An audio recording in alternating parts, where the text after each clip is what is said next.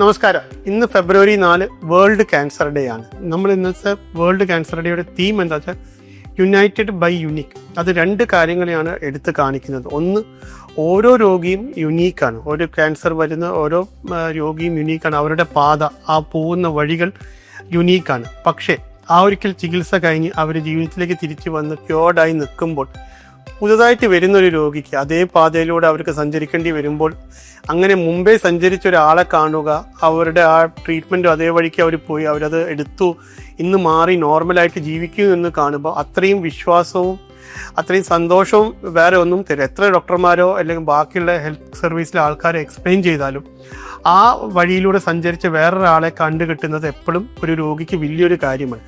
ഇന്നത്തെ world cancer day അത് തന്നെയാണ് ഒരു കാര്യം പറയുന്നത്. അതായത് മുമ്പ് ട്രീറ്റ് ചെയ്ത് പാകുന്ന രോഗികളായിരിക്കണം സമൂഹത്തിന് ബാക്കിയുള്ളവരെ ക്യാൻസറിനെ ഫേസ് ചെയ്യാൻ ധൈര്യം കൊടുക്കുന്നതും ഹോപ്പ് കൊടുക്കുന്നതും ആ രോഗികളായിരിക്കണം. രണ്ടാമത്തെ കാര്യം, പലർക്കും ഇന്നും ക്യാൻസറിനെ പറ്റി ഭയങ്കര വ്യത്യസ്തമായ ചിന്തകളാണ്. ക്യാൻസർ വന്നാൽ വേറെ ഒന്നും ചെയ്യാൻ പറ്റില്ല, വേറെ ട്രീറ്റ്മെൻറ്റുകളില്ല, അല്ലെങ്കിൽ അത് ക്യാൻസർ ആകൂല, ഞങ്ങളിപ്പം കാണിക്കില്ല, കൂടുകയാണെങ്കിൽ കാണിക്കാം എന്നുള്ള പല ആലോചനകളുണ്ട്. 2-3 പ്രശ്നങ്ങളാണ്. ക്യാൻസർ എത്ര നേരത്തെ കണ്ട് ചികിത്സിക്കപ്പെടുന്നു അത്രയും ലഘുകരമായ ട്രീറ്റ്മെൻറ്റും അത്രയും ചിലവ് കുറഞ്ഞ ചികിത്സകളുമായിരിക്കും. എത്രയും ലേറ്റ് ആവുന്നു അതിനനുസരിച്ച് ചികിത്സയുടെ ചിലവുകളും കൂടാൻ സാധ്യതയുണ്ട്.